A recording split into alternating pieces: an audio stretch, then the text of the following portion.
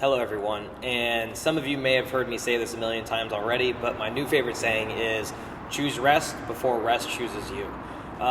This really applies specifically towards gymnastics movements. So today we have a heavy gymnastics workout, which is going to be max rep handstand push-ups with a 30-second rest, max rep pull-ups with a 30-second rest thereafter, and then your working sets are 30 seconds. So when we say choose rest before rest chooses you, it's really easy, especially in gymnastics or any kind of gymnastics movement, I should say. When you're doing a big set and you're like, man, this feels awesome. I'm gonna, I feel good. I banged out 10. Let's do 10 more. Okay, cool. I come off the wall, my handstand push-ups. I shake it out. All right, I'm gonna go right back up. And you kick up, and then guess what? Suddenly, instead of banging out 20, you do 3 or 5, and then you're like, oh wow, where'd it go? And so that's very common when you hit gymnastic style movements. Muscle fatigue sets in very quickly, especially mainly because they're just smaller muscle groups, all right? You're not doing, a clean or a snatch or a squat or a deadlift. Those are the kind of things that you kind of will up yourself, or just, just pull a little bit harder or go a little bit harder on the barbell. Whereas gymnastics, once you lose it, you lose it, okay?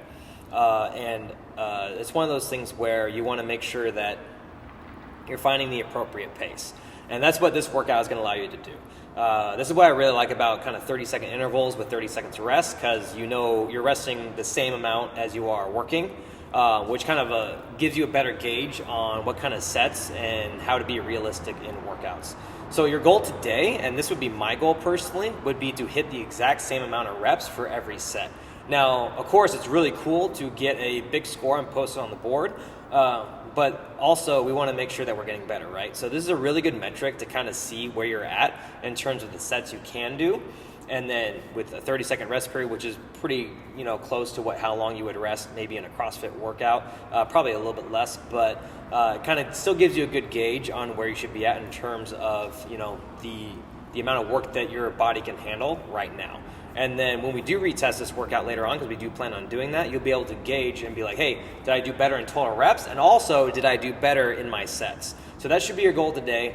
Your goal is to move not only well, but to move consistently, right? We talk about consistency all the time when it comes to movement and our workouts, but we also want to be consistent with our reps.